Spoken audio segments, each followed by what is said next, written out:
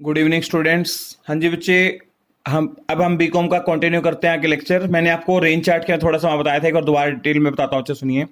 Are chart का मतलब क्या था बच्चे? Range chart. रेंज कैसे निकालते हैं बच्चे? L minus S. L minus S का मतलब largest value minus smallest value. और बच्चे आपको मैंने बताया था आर बार, मतलब आर बार क्या होता है? सेंट्रल लाइन बोलते हैं। आर बार कैसे बनाते हैं? जैसे R1 plus R2 plus R3 plus R4 plus R5। जो ये 5 सैंपल्स हो, आपके सैंपल्स कितने मर्जी हो सकते हैं बच्चे, वो कॉन्टिन्यूसली चलता जाएगा डिवाइड बाय एन। अब जैसे एन यहाँ पर मेरे पास 5 सैंपल्स है तो मैं 5 लगा दूंगा, जो भी यहाँ पर वैल्यू होगी हम वो लगा देंगे।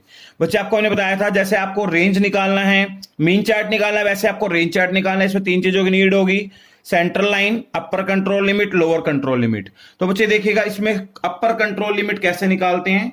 अपर कंट्रोल लिमिट, इसमें भी बच्चे 2 पार्ट्स दिए हुए, दोनों पार्ट्स आपको बताया था। देखिएगा जो हमारे पास मीन चार्ट रेंज चार्ट दिया हुआ है, यहां पर लिखा हुआ है determine the control limit of using the flowing formula. आप ये फॉर्मूला यूज कर सकते हो। और एक बच्चे इसने अपने को नीचे दिया हुआ है, मतलब कंट्रोल फैक्टर को भी यूज कर सकते हो। देखिए बच्चे मैं दोनों आपको लिखवा देता हूं, या आप बच्चे फॉर्मूले बुक में भी देख सकते हो, फिर भी मैं एक बार लिखवा रहा हूं। देखिएगा बच्चे, एक तो पहला हमारे पास यहां पर है अपर कंट्रोल लिमिट निकालने का जो फॉर्मूला है बच्चे, ये है बच्चे D4 into are bar. D4 को किससे मल्टीप्लाई करेंगे? आर बार से। एक होता है बच्चे lower control limit. Lower control limit का जो फॉर्मूला है बच्चे वो है D3 इंटू आर बार। यहां पर आपको D4 और D3 की वैल्यू गिवन होगी, आर बार हम खुद बना पाएंगे बच्चे। एक मेथड तो ये हो गया बच्चे फर्स्ट इसका। एक बच्चे आपको क्वालिटी फैक्टर दिए होंगे, उसका जो सेकंड फॉर्मूला है बच्चे ये लिखा हुआ अपर कंट्रोल लिमिट। ऊपर 2 लिखे हुए जो आपको बता दिए मैंने, 2 नीचे लिखे हुए बच्चे अपर कंट्रोल लिमिट का। ये होता है कंट्रोल फैक्टर D1 और D2 के नाम से लिखा हुआ बच्चे, और एक इसमें स्टैंडर्ड डिवीजन दिया होगा, SD दिया होगा। तो बच्चे इसके लिए फॉर्मूला लिखवा रहा हूं। सेकंड फॉर्मूला है अपर कंट्रोल लिमिट का, इसका फॉर्मूला है बच्चे D2 into SD। Lower control limit का है बच्चे D1 इंटू SD। ये इसका बच्चे लोअर कंट्रोल लिमिट का हो गया, ये अपर कंट्रोल लिमिट का हो गया। ये ए मेथड हो गया, ये बी मेथड हो गया बच्चे।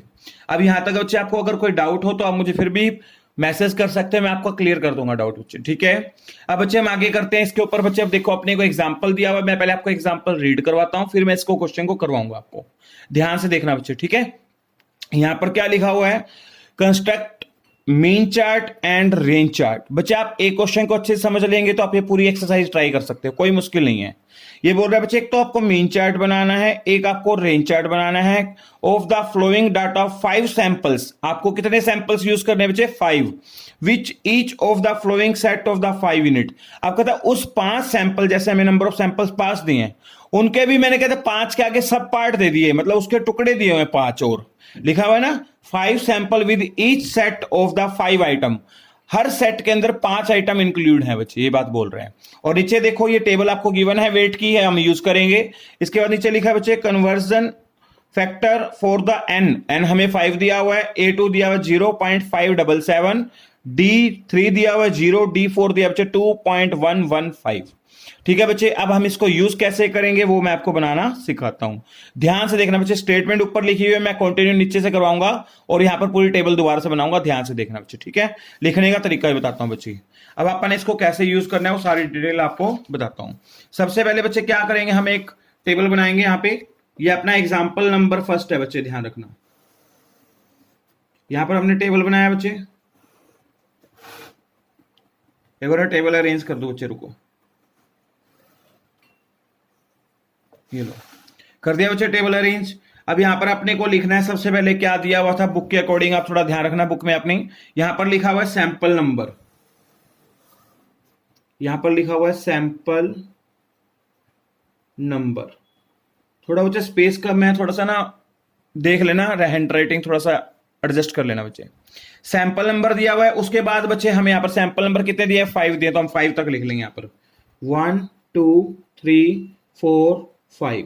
तो बच्चे एक नीचे लाइन लगा के रख लेंगे, वो भी हमें नीड पड़ेगी नीचे लाइन की। एक बार लाइन लगा लेता हूं बच्चे, रुकिए। इसके बाद बच्चे अब हमें ध्यान से पॉइंट पढ़ना है, क्या क्या चीजें इसने हमें बताई हुई है। आपके पास बुक होगी, मैं वहां से बुक में से थोड़ा सा इसमें एडजस्ट कर रहा हूं, दिखाने की कोशिश कर रहा हूं। नहीं दिख रहा हो तो आप अपनी बुक में देख लेना बच्चे। यहां पर बच्चे अब हमें क्या दिया हुआ है? सबसे पहले ऊपर देखिए वेट दिया हुआ है, तो आप यहां पर अपना वेट लिख लीजिए। यहां पर लिखा हुआ बुक वाले ने weight of items in each sample. In each sample that is represented by x. इसको हम किससे रिप्रेजेंट कर रहे हैं बच्चे? एक्स से। बच्चे आपको जो यहां पर वेट दिया वो आपने एज इट इज उतार के यहां पर लिख देना है। ठीक है बच्चे, यहां पर 1 2 3 4 5 कॉलम्स हैं, तो आप 5 कॉलम्स पहले ही ऑलरेडी बना लेते हैं। 1 2 3 4 एंड 5। अब बच्चे मैं इसकी वैल्यू यहां से देख के एज इट इज उतार रहा हूं यहां पर। ठीक है बच्चे, मैं बोल भी देता हूं साथ साथ क्या लिख रहा हूं। 20 12 21 15, यहां पर लिखा है 20। नेक्स्ट है बच्चे 15 18 19 12 19। नेक्स्ट लिखा बच्चे 10 10 17 19 26। नेक्स्ट लिखा बच्चे 11 8 10 14 12। नेक्स्ट लिखा बच्चे 14 22 13 20 23। ये लिखा हो बच्चे। ये मैंने सारा डाटा ऊपर से देख के यहां पर लिखा बच्चे। यहां तक कोई कंफ्यूजन है आपको? ठीक है बच्चे, इसने नंबर ऑफ सैंपल्स को ये बुक वाला के से रिप्रेजेंट कर रहा है। चलो मैं के लिख देता हूं यहां पर। के क्यों लिख कितने बच्चे? 5 दिया हुआ है, क्योंकि इसने यहां पर एन भी लिखा हो तो कंफ्यूजन ना खड़ा हो, इसलिए मैंने इसका नाम के लिख दिया बच्चे। के किसको रिप्रेजेंट कर रहा है बच्चे? नंबर ऑफ सैंपल्स को। अब आगे देखते हैं बच्चे। सबसे पहले अपने को क्या करना है? मीन निकालना है। हमें जो बताया गया था आपको याद होगा, मैंने आपको जो मीन चार्ट के बारे में बताया था। मीन चार्ट बनाने के लिए आपको ग्रैंड मीन बनाना पड़ता है। ग्रैंड मीन बनाने के लिए आपके पास सबसे पहले सभी का अलग अलग मीन होना जरूरी है। अब जैसे बच्चे यहां पर देखिए मेरे पास 5 डाटा दिए हुए हैं। जो पहली सीरीज है, आप पहली फर्स्ट रो को ध्यान से देखिए ऐसे। ये बच्चे मेरा फर्स्ट x1 हो गया पूरा। तो बच्चे पहले मुझे इसका मीन बनाना पड़ेगा। देखिएगा यहां पर लिख लेते हैं टोटल वेट। अब मैं कैसे कर रहा हूं, आप ध्यान से बात सुनते जाना और करते जाना। आप पहले यही एग्जांपल को प्रैक्टिस करेंगे तभी आपसे क्वेश्चन सोल्व होंगे। यहां पर आएगा बच्चे समेशन ऑफ एक्स। ठीक है बच्चे, अब समेशन ऑफ एक्स का मतलब क्या हुआ? मैं फर्स्ट लाइन के सारे जितने भी डाटा फर्स्ट लाइन के रो के उसको प्लस करूंगा बच्चे। 20 प्लस 15 35 35 प्लस 10 35 प्लस 10 हो जाएगा 45 45 प्लस 11 56 56 और प्लस 14, याद है बच्चे टोटल मिला के 70। कितना आ जाएगा बच्चे? 70। अब सेकंड रो को प्लस करेंगे तो उसका आंसर भी बच्चे 70 आएगा। नेक्स्ट का आंसर आ जाएगा बच्चे 80। नेक्स्ट का आंसर आ जाएगा 80। नेक्स्ट का आंसर आ जाएगा 100। जहां पर भी आपको वीडियो में कंफ्यूजन करे लगे तो बच्चे आप थोड़ा सा वीडियो को बैक करके दोबारा देख सकते हो। ये बच्चे हमारे पास समेशन ऑफ एक्स आ गया। अब बच्चे हमें क्या करना पड़ेगा? एक्स बार बनाना पड़ेगा, मतलब सभी का मीन बनाना पड़ेगा। अब आप बच्चे मुझे ये बताओ मीन आप बनाते कैसे थे? अगर मैं नॉर्मल बात करूं, एक्स बार बनाने का फॉर्मूला होता है summation of X divide by N. अब बच्चे हमने समेशन ऑफ एक्स कर लिया डिवाइड बाय एन। अब ये बताओ आपने कितने नंबर को जोड़ा है? यहां पर चेक करो 1 2 3 4 5। तो देखा जाए हमारा एन भी यहां पर कितना हो गया बच्चे? 5 हो जाएगा। तो हमारा फॉर्मूला बनेगा summation of X divide by N. जैसे एक बना के दिखाता हूं। समेशन ऑफ एक्स फर्स्ट कितना है? 70 है। एंड कितने नंबर को जोड़ा है? 5। तो 5 से डिवाइड कर देंगे। 70 को 5 से डिवाइड करेंगे कितना आएगा? 14। तो पहला आंसर लिखा जाएगा 14। क्या लिखा जाएगा बच्चे?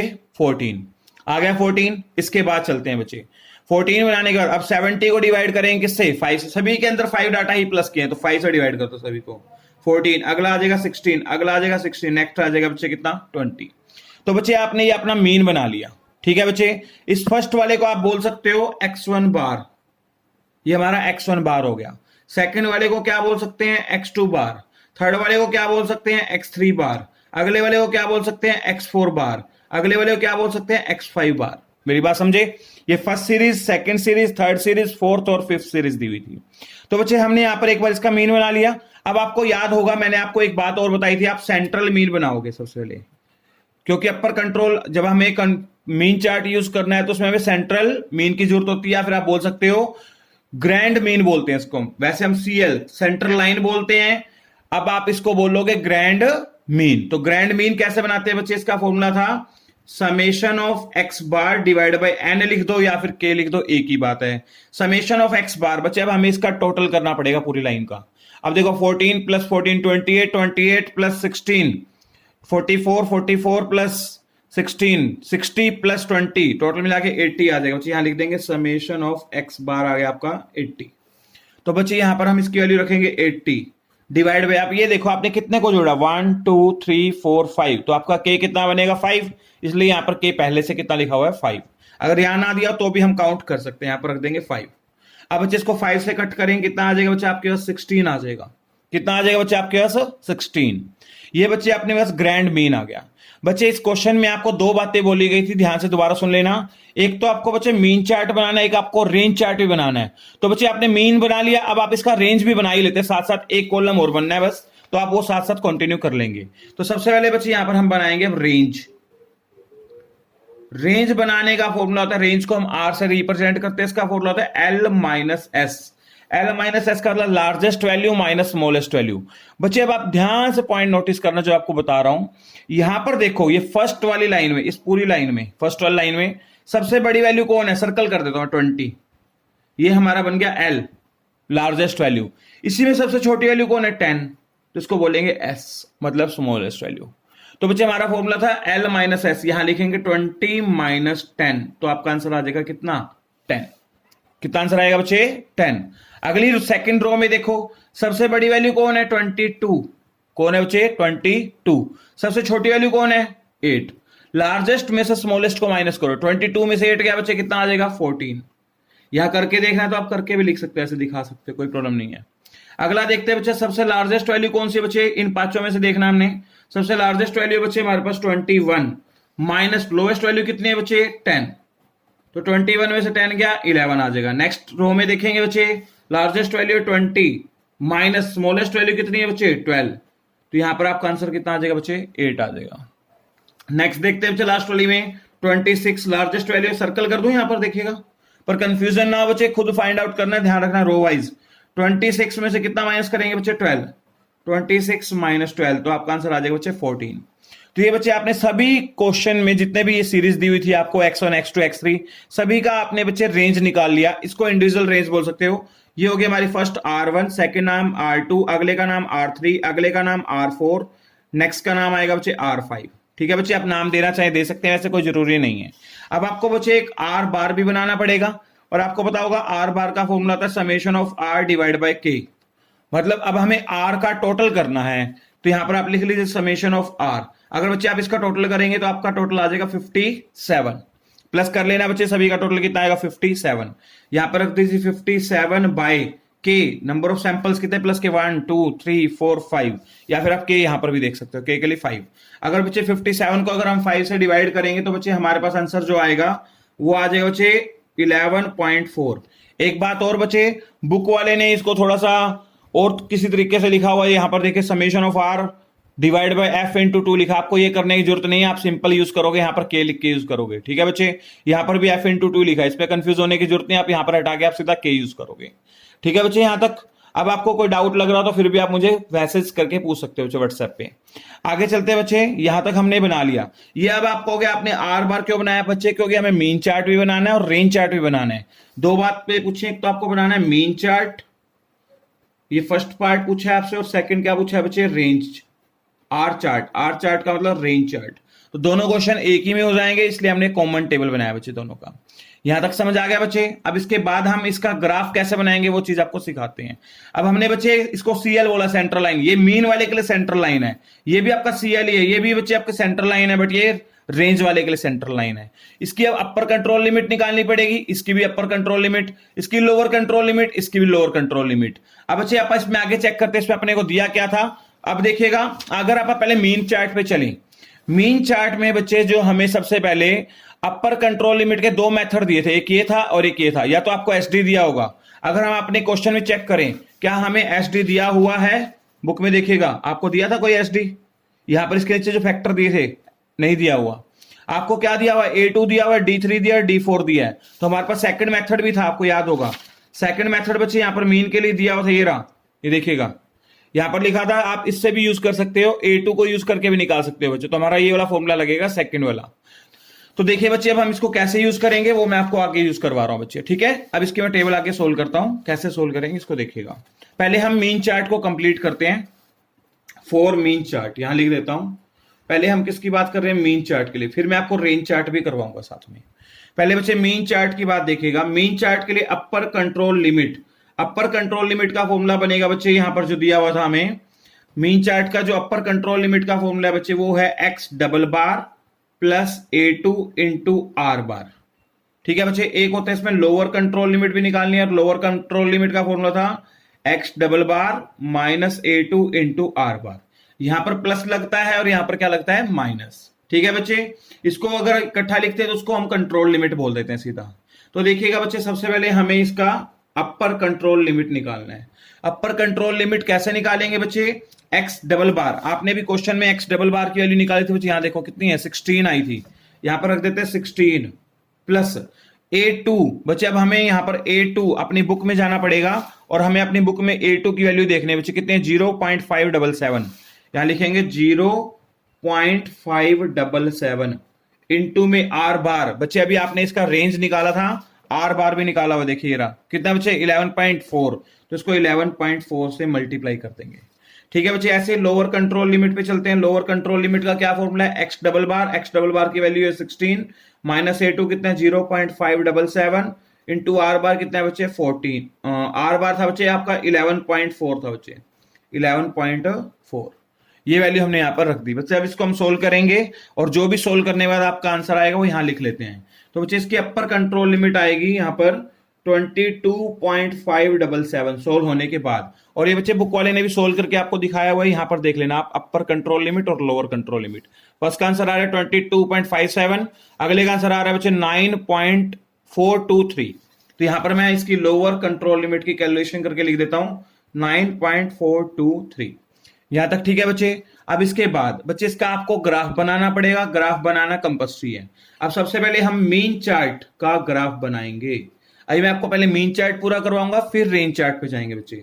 अब मीन चार्ट में हमने क्या करना है बच्चे, एक आपने ग्राफ ड्रॉ करना है, देखिएगा बिल्कुल इजी है ग्राफ ड्रॉ करना, कोई मुश्किल नहीं है, आपके सामने बना के दिखा रहा हूं बच्चे।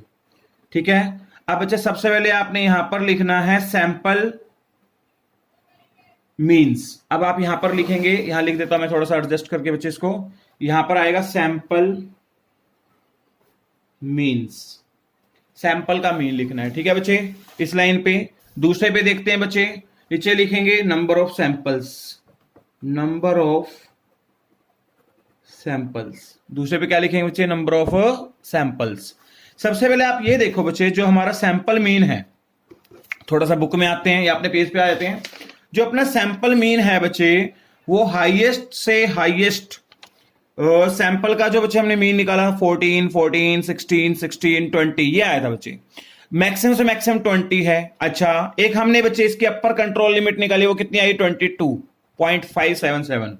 तो बच्चे आप ये देखिए, मैक्सिमम से मैक्सिमम 23 हो सकता है। तो आप क्या करते हैं, यहां पर अपनी मर्जी से आपने गैप मेंटेन करना है, जितने मर्जी का मेंटेन कर सकते हो। तो मेरे पास 23 या 24 तक जाना पड़ेगा, तो मैं यहां पर 0 से स्टार्टिंग कर रहा हूं, 0 2 2 के गैप पे मेंटेन कर लेता हूं। यहां आ जाएगा 2 4 6 8 10 12 14 16 18 20 22 24 26 तक लिख दिया बच्चे। वैसे मैं 22 पॉइंट समथिंग की नीड है, फिर मैंने 26 तक लिख दिया। अब बच्चे यहां पर नीचे लिखा है नंबर ऑफ सैंपल्स, आपको पता है हमने सिर्फ 5 सैंपल यूज किए हैं, तो यहां पर लिख लेते हैं 1 2 3 4 5 6 7 सैंपल हमारे पास 5 है, फिर मैंने 2 एक्स्ट्रा लिख दिए हैं, वो आपकी चॉइस होती है बच्चे, जहां तक आप लिखना चाहो आपकी मर्जी है। यहां तक कोई डाउट? अब बच्चे ध्यान से देखना, इसको हमने करना कैसे है। 3 चीजें आपको ध्यान रखनी है, एक तो आपको upper control limit, lower control limit, एक बच्चे एक्स डबल बार। अगर आपको याद हो तो एक्स डबल बार अभी हमने निकाला था, आपको दिखाता हूं इस पेज में, कितना था बच्चे 16, वो यहां लिख के रख लेता हूं। इन तीनों चीज की नीड पड़ेगी पहले बच्चे। आप सबसे पहले ये बताओ मुझे, एक्स डबल बार जो आपको दिया वो 16 है, वो यहां पर आपने लाइन ड्रॉ करनी है पहले। यहां पर एक्स डबल बार आपका 16 है, तो 16 पे आप एक सीधी लाइन लगा देंगे बच्चे आगे तक ऐसे, यहां पर लिख देंगे एक्स डबल बार, या फिर आप इसको बोल सकते हो CL, सेंट्रल लाइन। कितनी वैल्यू बच्चे 16, यहां पर लिख देंगे आप। फिर बच्चे आपने upper control limit, upper control limit के लिए कितनी है 22.577, 22.577 को यहां पर ड्रॉ कर देंगे, यहां पर आएगा बच्चे 22 पॉइंट, अंदाजे से बच्चे आपने ड्रॉ कर देनी लाइन, और यहां पर लिखेंगे UCL 22.577, आपकी लाइन जहां पर मर्जी हो, आगे पीछे थोड़ा बहुत आपने वैल्यू जरूर लिखनी है। इसके बाद बच्चे LCL, लोअर कंट्रोल लिमिट 9.423, यहां पर लिखे बच्चे 9.423, यहां पर 8 और 10 के बीच में आएगा, यहां पर लाइन ड्रॉ करके बच्चे आपने लिखना है LCL, लोअर कंट्रोल लिमिट, कितना बच्चे 9.423। यहां तक कोई डाउट? आपने सेंट्रल, लाइन बना दिया, अपर कंट्रोल लिमिट बना दिया, लोअर कंट्रोल लिमिट बना दिया बच्चे। अब आपने क्या करना है बच्चे, अपनी वैल्यू पे आना है जो आपने ग्राफ पहले शुरू में यूज किया था। अब बच्चे आपने ये देखना है जो आपका फर्स्ट सैंपल है, 1 नंबर सैंपल, उसका जो मीन था, यहां देखिए मीन ये रहा, कितना था बच्चे 14। अब आपने इसको ड्रॉ करना है, देखिएगा ध्यान से, मैं ड्रॉ करके दिखाता हूं। फर्स्ट सैंपल का जो मीन है वो 14 है, तो फर्स्ट सैंपल के सामने 14 देखो यहां पर है। तो बच्चे आपने यहां पर आके इसके ऊपर एक पॉइंट लगा देना है, ऐसे सर्कल कर देंगे इस पॉइंट को। कहां पर किया बच्चे मैंने, 14 पे, फर्स्ट सैंपल पे। अब सेकंड सैंपल की वैल्यू बच्चे अगर यहां पर आप देखेंगे 14 ही है, दोबारा से देखिए हो रहा है। तो बच्चे यहां पर सेकंड पे जाएंगे तो उसकी वैल्यू देखेंगे कितनी है बच्चे, 14। तो सेकंड सैंपल पे जाके 14 के सामने पॉइंट लगा देंगे, एक और लगा दिया बच्चे। नेक्स्ट पे चलते हैं बच्चे थर्ड वाले पे। थर्ड वाले पे जाएंगे तो उस पे चेक करेंगे थर्ड सैंपल के लिए कितनी बच्चे, 16। थर्ड वाले सैंपल के लिए 16। तो बच्चे लाइन के ऊपर, तो आप लाइन के ऊपर ही ड्रॉ कर देना पॉइंट, कोई प्रॉब्लम नहीं है। फोर्थ सैंपल के लिए देखें तो बच्चे कितने हैं, 16। तो फोर्थ सैंपल के लिए बच्चे कितनी है आपकी, 16, ये यहां पर ड्रॉ कर देंगे। नेक्स्ट फिफ्थ सैंपल के लिए बच्चे अगर हम देखें तो कितने हैं बच्चे हमारे पास, 20। तो यहां पर फिफ्थ सैंपल के लिए यहां पर हम 20 ड्रॉ कर देंगे। ठीक है बच्चे, यहां तक कोई डाउट? अब हमारे पास 5 ही सैंपल थे, हमने 5 के 5 सैंपल बना दिए। ये बच्चे आपका मीन चार्ट कंप्लीट हो जाता है। अब आपको एक चीज का जवाब यहां पर लास्ट में देना है, जो मैं आपको बताने वाला हूं, ध्यान से सुनना। जितने भी आपने यहां पर ये मीन, जो भी आपके यहां पर सैंपल का मीन था, आपने जो ड्रॉ किया, क्या वो आपका लोअर कंट्रोल लिमिट या अपर कंट्रोल लिमिट से बाहर आया? नहीं आया, इसके अंदर ही आ रहा है। अगर बच्चे सारे पॉइंट्स इसके अपर और लोअर के बीच में आए तो आप बोलोगे आपका स्टैटिकल कंट्रोल यूनिट आपके कंट्रोल में है। मतलब आपने जो प्रोसेस या प्रोडक्शन शुरू कर रखी है वो आपके कंट्रोल में चल रही है। जो भी प्रोडक्शन आ रहा है लोअर और अपर कंट्रोल लिमिट के बीच में आ रहा है, तो आपका प्रोसेस क्या रहेगा, कंट्रोल। ये बात बच्चे लिखी हुई है, मैं आपको दिखाता हूं, ध्यान से देखना। भी यहां पर लिखा हुआ है, यहां लिखा हुआ है as all sample mean value fall with the control limit. किसके अंदर आ रहा है बच्चे, कंट्रोल लिमिट। कंट्रोल लिमिट में दोनों बातें आती हैं, लोअर कंट्रोल लिमिट और upper control limit. The chart show that the given process is in statistical control. इसलिए जो हमारा ये चार्ट है वो स्टैटिकल कंट्रोल में है। तो बच्चे ये हमारा मेन चार्ट पूरा हो गया। इसके नीचे आपको रेंज चार्ट दिया, वैसे तो बनाना तो सेम है रेंज चार्ट, फिर भी मैं आपको बना के दिखाता हूं बच्चे, रुकिए। अब रेंज चार्ट का अब हमें ग्राफ बनाना है, तो बच्चे अगले पेज पे चलते हैं। अब हमने क्या करना है बच्चे, यहां पर वही एक लाइन ड्रॉ कर लेंगे, यहां पर वाई एक्सिस पे, एक एक्स एक्सिस पे खींच लेंगे। नीचे वाले पे बच्चे हमने नंबर ऑफ सैंपल्स लिखे थे, वही लिखना है यहां पर, नंबर ऑफ सैंपल्स। अब बच्चे आप किसके लिए बना रहे हो, आर चार्ट लिख लेना, यहां पर रेंज चार्ट के लिए बना रहे हैं। नंबर ऑफ सैंपल्स 5 थे, 1 2 3 4 5 बना दिया बच्चे। और यहां पर अब अपने को क्या करना है, वैल्यू देखनी है। अब बच्चे अपने को मीन की वैल्यू नहीं देखनी है, अब हमें किसकी देखे, यहां पर हमने किसके लिए चेक करी थी बच्चे, मीन की। अब अपने को किसके लिए चेक करनी है, रेंज के लिए। अब बच्चे अपने पास रेंज के लिए पहले अपर कंट्रोल लिमिट हमने निकाली है क्या, अभी नहीं निकाली, रुकिएगा देखते हैं। अभी हमने अपर कंट्रोल लिमिट किसके लिए निकाली थी, मीन के लिए। अब हमें अपर कंट्रोल लिमिट किसके लिए निकालनी पड़ेगी, रेंज के लिए।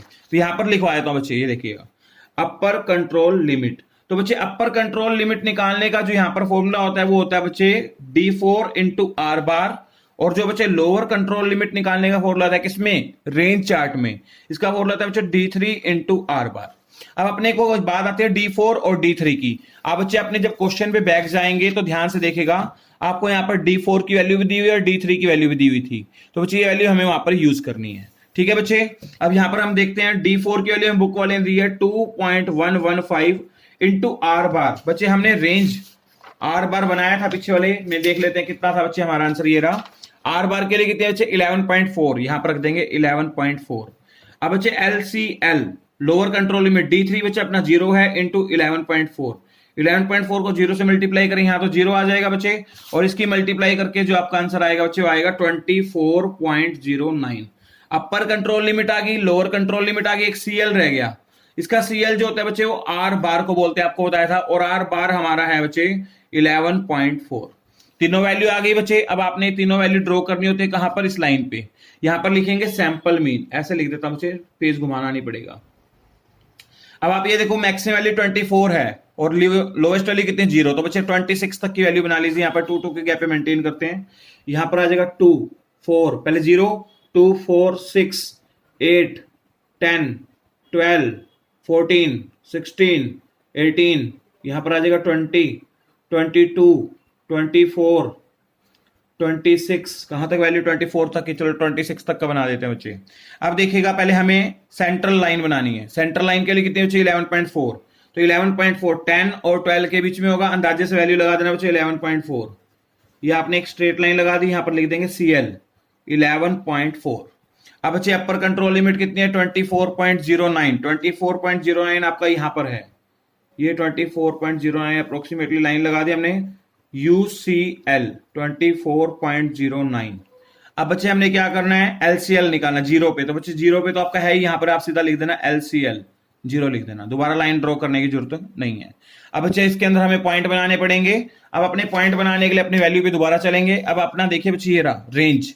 अब अपने को देखना है फर्स्ट सैंपल के सामने रेंज की वैल्यू कितनी है बच्चे, पहले का आंसर है 10, तो बच्चे फर्स्ट सैंपल यहां से मैं वैल्यू उठाऊंगा और यहां पर प्लॉट करूंगा। फर्स्ट सैंपल के सामने जाना है और अपनी 10 के ऊपर एक पॉइंट ड्रॉ कर देंगे यहां पर, ठीक है बच्चे। दूसरा सेकंड सैंपल के लिए आप देखोगे तो 10 के बाद कितनी है 14, सेकंड सैंपल पे जाके आपने 14 पे एक वैल्यू ड्रॉ कर देनी है बच्चे, यहाँ पर 14 पे कर दी हमने। आगे देखते हैं बच्चे थर्ड की वैल्यू कितनी है बच्चे 11, थर्ड सैंपल पे गए और 11 वैल्यू हमने देखी, तो यहाँ पर बच्चे आपकी 11 वैल्यू आ जाएगी। ऊपर नीचे थोड़ा बहुत हो सकता है, आप स्केल से ड्रॉ करोगे तो बिल्कुल साफ आएगा बच्चे आपके पॉइंट्स। अगर आप बच्चे फोर्थ सैंपल की वैल्यू है यहाँ पर देखे तो 8, फोर्थ सैंपल के लिए हमने 8 ड्रॉ कर दी, ठीक है बच्चे। अब इसके बाद 5 नंबर सैंपल के लिए कितने बच्चे 14, 5 नंबर सैंपल के लिए 14 आपका बनेगा नियर अबाउट यहाँ पर। बच्चे एक चीज ध्यान रखना, लोअर कंट्रोल लिमिट आपकी 0 है, अपर कंट्रोल लिमिट कितनी है इसकी 24.09। अब आप ये देखो, ये जो आपके पॉइंट्स आए हैं क्या लोअर कंट्रोल लिमिट और अपर कंट्रोल लिमिट के बीच में है? हाँ, अगर ये दोनों अपर और लोअर के बीच में है तो आप बोल सकते हैं आपका प्रोसेस क्या है, कंट्रोल में है। ये बात बच्चे लिखता भी है, मैं आपको दोबारा दिखा देता हूं। जैसे अब हमने रेंज चार्ट पढ़ा तो रेंज चार्ट में लाइन लिखी हुई है, देखो ये लिखा हुआ as all the range point fall within the control limit so R chart, मतलब range chart so that the given process is the statical control, इसलिए हमारा जो प्रोसेस है वो स्टैटिकल कंट्रोल है। तो बच्चे अगर आपको ये एग्जांपल क्लियर हो गया तो आप नेक्स्ट वाला एग्जांपल बिल्कुल इजीली कर सकते हो। फिर मैं आपको एक बार इसका ओवरव्यू दे देता हूं और अब बच्चे आप अपनी इससे फर्स्ट एक्सरसाइज कंप्लीट कर लेंगे। देखिएगा दोबारा से बताता हूं इसमें क्या क्या दिया हुआ है। यहां लिखा हुआ है a machinery is set to deliver package of the given weight 10 sample of the size 5 each. अब आप ये बताइए नंबर ऑफ सैंपल्स कितने हैं आपके 10, तो बच्चे जो नंबर ऑफ सैंपल्स होते हैं उसको आप के बोलते हैं और उसके अंदर साइज कितना है 5, तो उसको छोटा n बोल दो, ठीक है, वो आपका हो गया 5। आगे क्या बोल रहा है रिकॉर्डेड द डाटा। बच्चे पिछले क्वेश्चनों में हमने याद होगा मीन खुद बनाया था, इसमें यहां पर x बार पहले से दिया हुआ है। ये देखिए बच्चे x बार की वैल्यू दी हुई है, नंबर ऑफ सैंपल्स दिए हुए, ये रहा x बार दिया हुआ है, r रेंज भी दिया, पिछले क्वेश्चन में हमने रेंज भी निकाला था।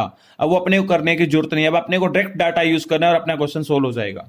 इसमें सबसे बड़ी बात, जैसे देखिए आपको ग्रैंड मीन बनाना है, यहां पर नोटिस कीजिए पॉइंट, ग्रैंड मीन बनाना है। तो ग्रैंड मीन बनाने का फॉर्मूला क्या था, समेशन ऑफ x बार, ये x बार है, इसका आप सीधा टोटल कर लो। यहां टोटल किया कितना आ गया बच्चे 162 आ गया। ये जो 162 है वो किसको रिप्रेजेंट कर रहा है, समेशन ऑफ x बार को, यहां रख देगा 162 एन लिख दिया। मैंने आपको बोला था ना कई बार सैंपल्स को एन लिख देता है, कई बार के लिख देता है, तो आपकी मर्जी है बच्चे, आप कोई भी वर्ड यूज कर सकते हो, कोई दिक्कत नहीं है। तो यहाँ पर आप के भी लिख सकते हो और एन भी लिख सकते हो, एक ही बात है, कोई फर्क नहीं पड़ेगा। यहाँ पर बच्चे डिवाइड बाय लगा देंगे 10, तो आपका आंसर आ जाएगा 16.2। अब आर बार भी बना लेते हैं। आर बार बनाने का फॉर्मूला क्या है, summation of are.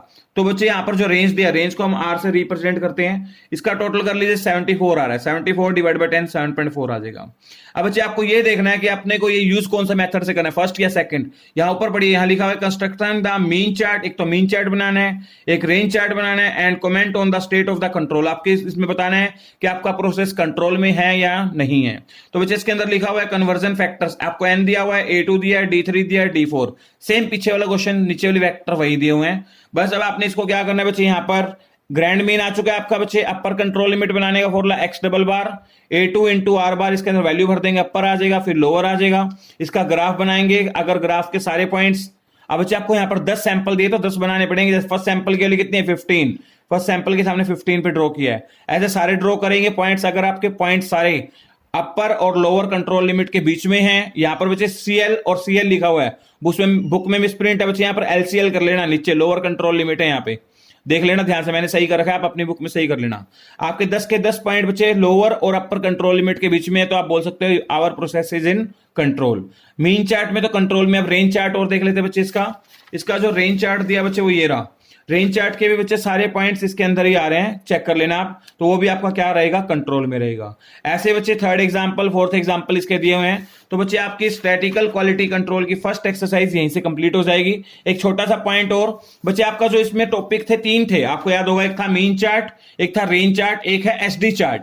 SD chart इतना इंपॉर्टेंट नहीं जितने वो दोनों इंपॉर्टेंट थे। एसडी चार्ट को मैं आपको थोड़ा सा ओवरव्यू यहां पर दे देता हूं बुक में ही, इसको आप कर सकते हैं इजीली। बच्चे एक एग्जांपल खुद करोगे तो आपका क्वेश्चन क्लियर हो जाएगा।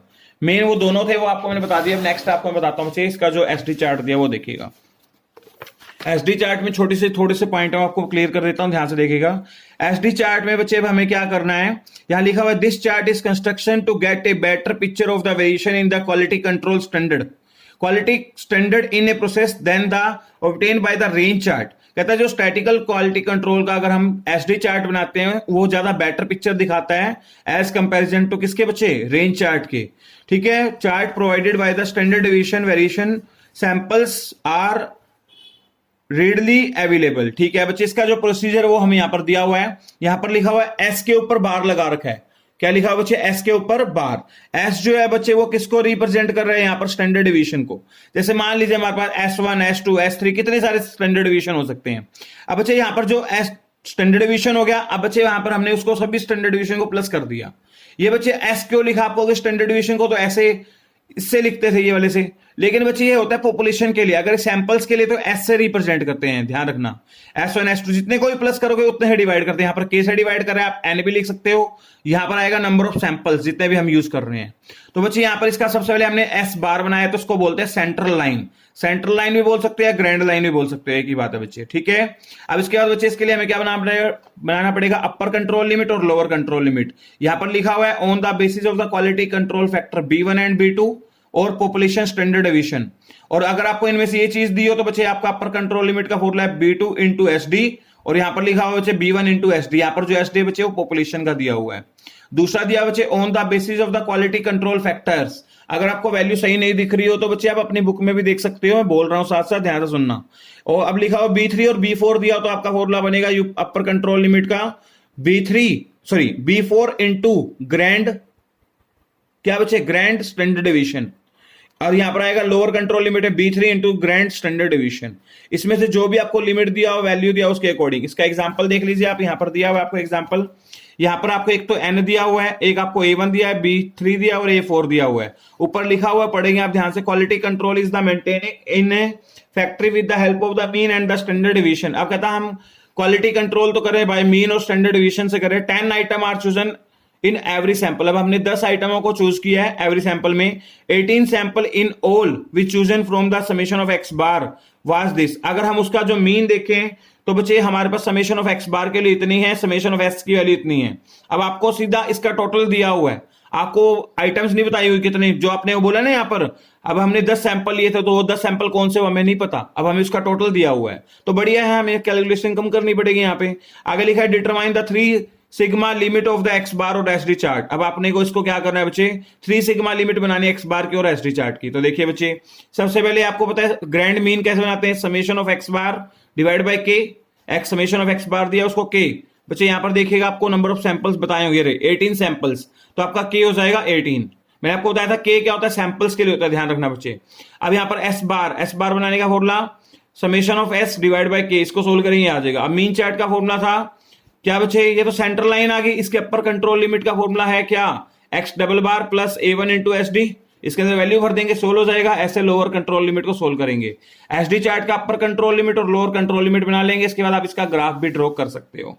ठीक है बच्चे, तो आपकी बच्चे 9.1 exercise according to this book complete हो गया। आप इसके प्रैक्टिकल ट्राई कर लेना सारे, ये आपको मैंने बता दिया बच्चे। नेक्स्ट लेक्चर जो नेक्स्ट एक्सरसाइज है मैं अगले लेक्चर में आपको बताऊंगा इसके बारे में। ठीक है बच्चे, thank you, have a nice day बच्चे।